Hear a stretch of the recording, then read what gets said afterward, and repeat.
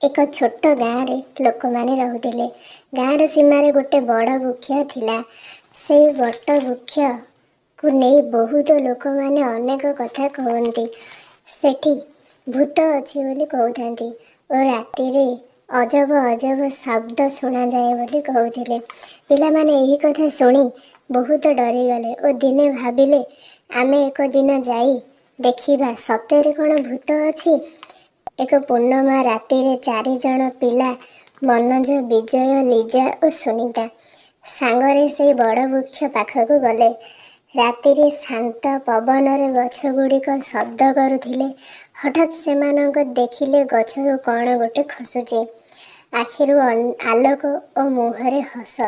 पिला माने बहुत डरीगले। मनोज कहिला, भूत कहीं आमको किछि कहूची। भूत कहला, भय करनी पिलामाने, मु कहार क्षति करेनी। मु एक बड़ गछ को पाई थिबा आत्मा। बहुत पूर्वर गाँव को बड़ दुर्भिक्ष लगी। लोक माने पानी खाद्य न पाई नथिले।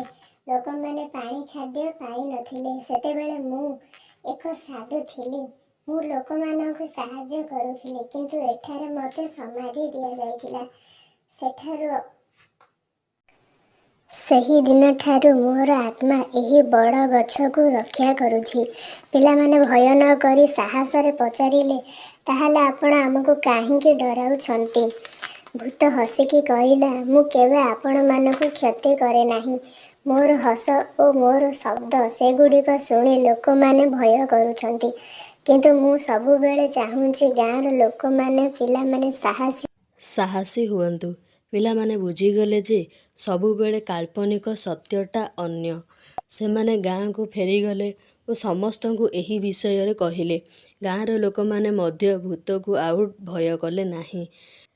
सेमाने से बड़ वृक्ष पाखरे दीप जलाई प्रत्येक वर्ष स्मृति सभा करने को आरंभ कले।